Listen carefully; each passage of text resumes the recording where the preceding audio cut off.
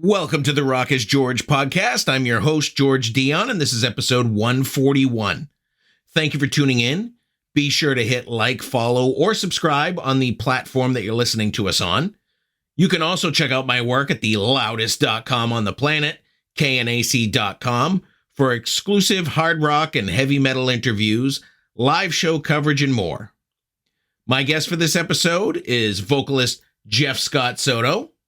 Jeff is promoting the release of a long-lost demo collection that was recorded in 1991 as part of a project called Slam. Slam was Jeff Scott Soto and guitarist George Bernhardt of Bo Nasty and later Rick Springfield. Their self-titled album didn't get past the recording of demos stage, like I said, but now, thanks to 20th Century Music, it's available on CD, streaming, and soon to be vinyl. And here's Jeff Scott Soto to tell you more about Slam. Personally, as a Jeff Scott Soto fan, I thought that I've collected everything in the Jeff Scott Soto catalog. Good luck. I'm sure there's probably like 80% more that you're missing, but I won't go there. It's my fault. I'm sorry. I'm a musical whore, I guess. And then I get slapped with this 1991 release Slam that I knew nothing about. And that's what we're talking about today. Self-titled release Slam was just reissued through 20th Century Music. Let's go back to 91 when this project was put together. It's you, George Bernhardt, who had just left Bo Nasty. You had just recorded the first Talisman album. How did this Slam project come together? First of all, it's not a re-release. It's the first time it's being released because these are basically a collection of demos that we made for the 2 years that the band existed. And unfortunately, as they say, timing is everything. And the timing was absolutely horrendous for us in terms of trying to get something going with this style of music. I mean, going way back, I grew up listening to R&B, soul, funk, Motown, Earth, Wind and Fire, Kool and the Gang. That was my life. Commodores. I didn't listen to any rock until Toto came around. Actually, Toto obviously had a very white soul singer, Bobby Kimball, and they injected their hard rock feel with the kind of bluesy, soulful singer, and they finally saw, hey, you can't put these two worlds together. That was my first taste of how those two worlds can actually combine, and from there, it just I kind of left that side behind when I was with Yngwie and doing all these other things in the late 80s. And it was when George reached out to me. As you said, he left, or Bo Nasty broke up, and he had a collection of songs that weren't necessarily within the Bo Nasty kind of vibe, I guess. And he said, I've known you. You got a killer voice. I think we could make these songs into something. Are you into it? And there was no pretext or pretense or anything for making a new group. It was just he had these songs. He wanted to collab with me, and after the first collection of songs, I'm like, oh my God, this is exactly where I want to go musically. And, it's always one of those things in my career. It's always been the things that I want the most are the ones that the people don't want. They want me to do a certain style or stay in a certain lane. And the industry was about the same. And nobody was really into me doing the funk groove rock thing. I was really into Extreme, Living Color, Dan Reed Network, bands of that nature, and that was just what I was into. I love Prince and Terrence Trent D'Arby, and I was trying to inject all those different styles and sounds into what George was bringing me musically, and that's pretty much how we kind of formed and molded the whole Slam intent. On top of the wrong time to be putting something like this together, you even had issues kind of securing a band to become Slam, correct? Yeah, I mean, in general, especially if one person has an idea of what they want musically, they can kind of round up their buddies and piece a band together, and you kind of grow together. But George and I already kind of had the sound and the ideal of what we wanted out of Slam. So it was difficult finding the right people. And unfortunately, when you jump the gun and you say, yes, you guys are in and we're going to do this and it's a done deal, you should spend a little more time making sure that it's the right fit, it's the right mold. And no disrespect to the personnel that were along with us, because everybody's extremely talented. It didn't quite mesh until the very last incarnation of the band, which was when we were 4-piece. It was the last incarnation was myself, George, Mark Bistany, and Ricky Walking, and that's the lineup and the sound that we ultimately wanted to sell with Slam. Unfortunately, again, as the industry predicted for us in advance, it wasn't going to happen, and we just decided to fold it in '93, and everybody went their own way. And George ended up doing a lot of great things with Matt Bissonette. He's a stage manager for Rick Springfield, ended up playing for Rick Springfield, and he had his things. Everybody went on to do different great things, and it just it happened to be now when 20th Century Music reached out to us and said, "Hey guys, the world has your songs on these crappy cassette demos, 4th and 5th generation copies with a lot of hiss and noise. Would you be interested in letting them finally hear what they always wanted to hear in a clean, smooth format?" And we said, why not? And I think 20th Century Music is actually a good place for this album to be released, because they focus on kind of those rare collections of songs. Exactly. And again, they reached out to us, and we had no intention of ever looking back to it. I mean, through the years, I've used a lot of these songs on my own albums. There was a song that another project I was doing called Takara covered. The band Talisman did 2 Slam songs. So the songs found placement in other places, but it's not until now that the world can actually hear the original demos of these songs.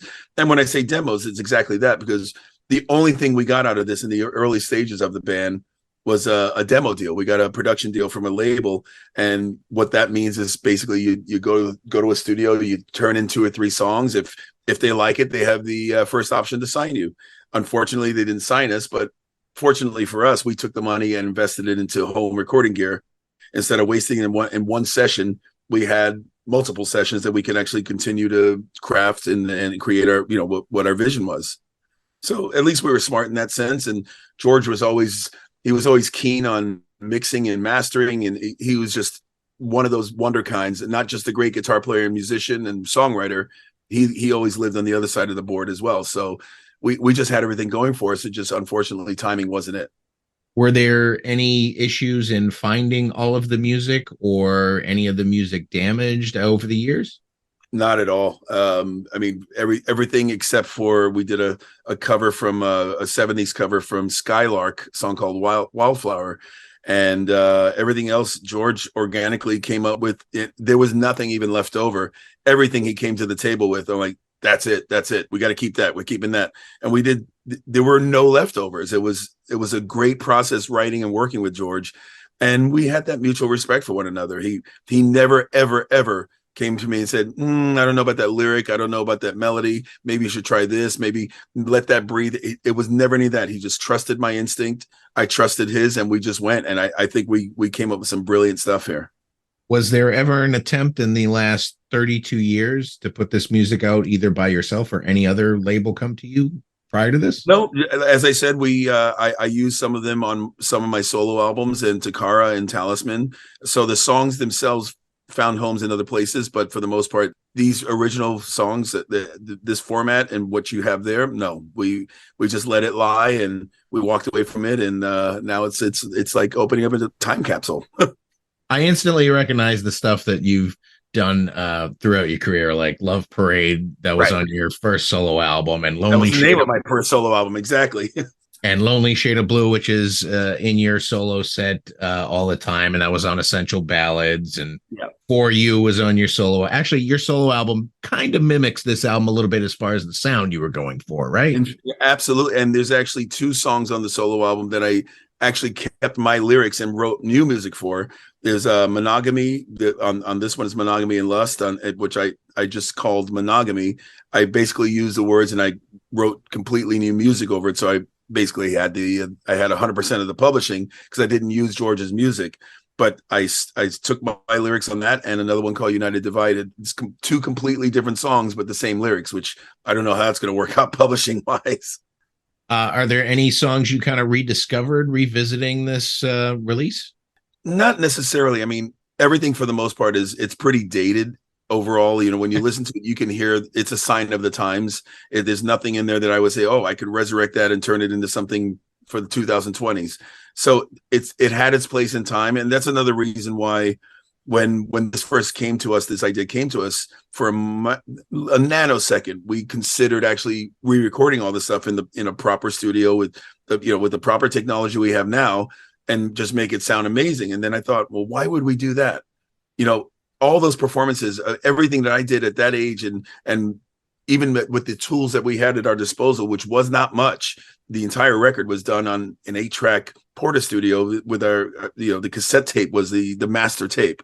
It wasn't reel to reel, and like Pro Tools wasn't even around yet. So I just knocked that back. I said, there's no reason to re-record everything, because this is a moment we captured, and people remember this moment. We can re-record everything. They go, yeah, it sounds good, but it doesn't meet up to what I remember those songs sounding like. And I didn't want to have that.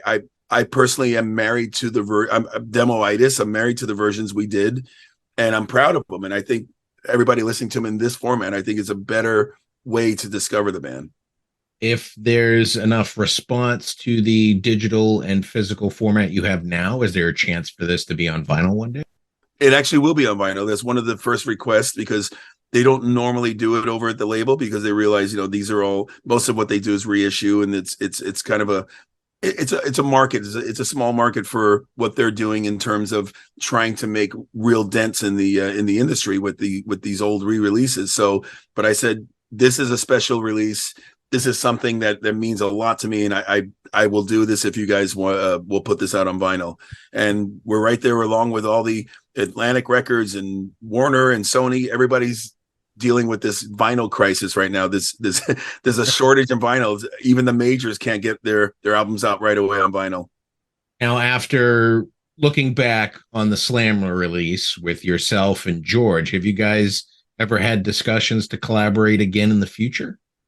No, if anybody's been following me even for the past 3 years, you'll know that I'm just, a pun intended, slammed. And I really don't have any time to recreationally sit and write. Everything I'm doing or have to do these days is for a purpose. It's got to be for, and we just, there's no feeling at our late 50s to say, hey, we're putting the band back together, especially for something that didn't really even hold the test of time. So right now it's just nostalgia. And of course, if like anything in my career, anything in the past that didn't find its legs back then took off and there's a demand for it, of course I would do it. But it would have to be in a big enough way that it'd be enticing for both of us to actually put it together. At this point, this is just it's a celebration of something that once was, and that's how we're treating this. Do you have anything in the Jeff Scott Soto vaults from that time period that has yet to see the light of day? Man, I exhausted those vaults years ago. I pretty much dug everything up. I redid some things that were never finished or were done so badly that nobody should ever hear them. But I've wrung that well dry. So everything that's coming out now in the near future is all fresh and new, like fresh to order. All right, man. That's all the questions I have for you today about the first release of Slam, recorded in 1991, getting its first release in 2023. Great album, Jeff. Very on par with your debut solo album, and it does take you back at least to that time period, I think. Right on. Thank you, George. Once again, I want to thank Jeff Scott Soto for coming on the Rock is George podcast. Be sure to check out his latest release, Slam, available now through 20th Century Music. Head over to your favorite music streaming app. Take a listen to the album. If you like what you hear, buy a physical copy. Support the artist. For all things Jeff Scott Soto, head over to his official website, jeffscottsoto.com.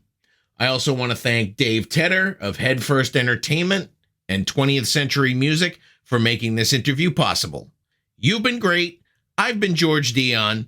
Discover your next favorite artist on the Rock is George podcast.